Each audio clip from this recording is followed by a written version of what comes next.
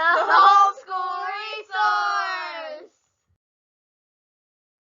Hi everyone, and welcome to the Homeschool Resource. Today, I'm going to share with you some of my time management tips.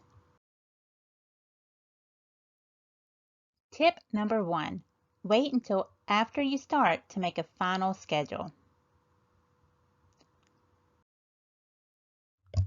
As I've mentioned before, I start making my lesson plans over summer break. With that being said, I know that because of their ages, as well as their individual learning styles, I will need to spend more time with my youngest child than with the other two. Also, ELA takes longer to teach and requires more of my personal attention in general than some of the other subjects. For that reason, I let my oldest two start a day or two ahead of my youngest. That way, once I know how their schedules are working and at what times I'm needed most to sit down with them to do their lessons, I can schedule my son around those times.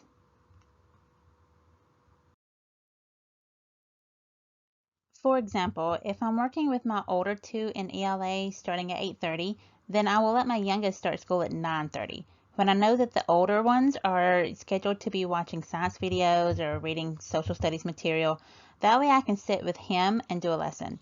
And then while he's doing worksheets or watching a video, I can go back and work with another child.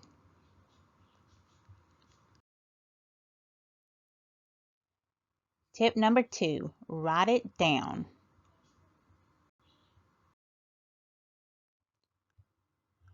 Whether using a lesson planning book, a notebook, a calendar, an online source, or just a notepad on your smartphone, it doesn't matter as long as it's written down. Written plans are more likely to be followed than just winging it.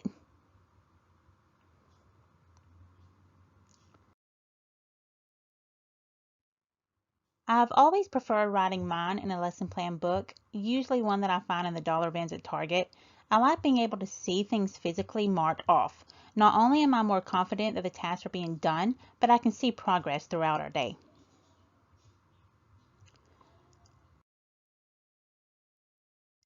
Tip number 3, schedule in breaks. I found this out quickly when I started my first child in pre-K that kids cannot sit still for very long, nor should they really.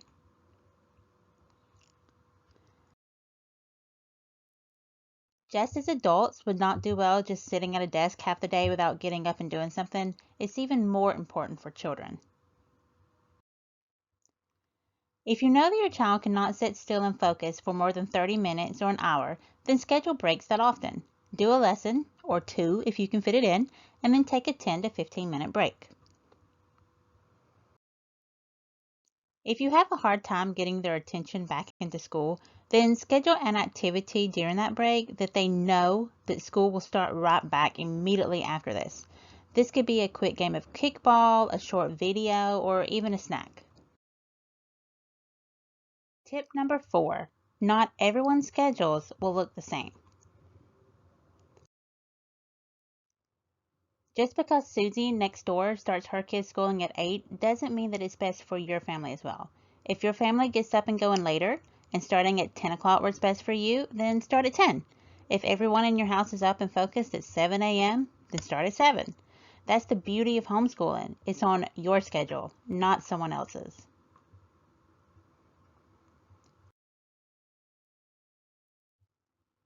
Number 5, the most important piece of advice I can give you. Not all days will go as planned. Don't stress.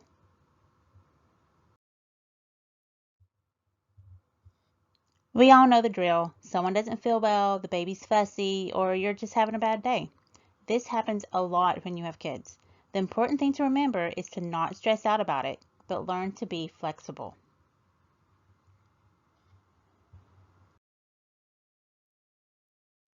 This was the hardest lesson for me to learn, and honestly, it took me many more years than it should have. I've always been a stickler for a schedule, and it was no different when I started homeschooling.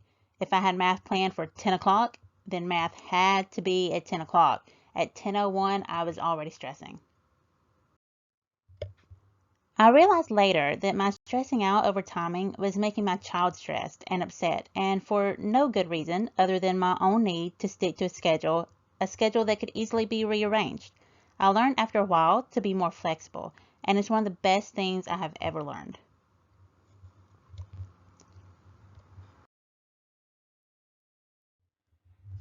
If things come up or get in the way and you have to miss a lesson or several or a whole day, it is okay.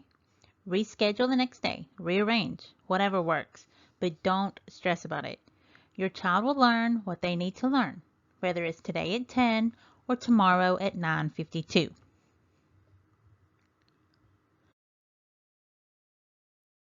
And not only are they going to learn whatever they missed out on today, they will also be learning a good life lesson to stay calm and not stress over the small stuff. I hope these tips were helpful for you. For my next video, I will be doing a science creative lesson, so make sure you check that out. Thanks so much for watching. If you found this helpful, please like and subscribe and push that notification bell so that you don't miss my next video. Talk to you next time. Bye.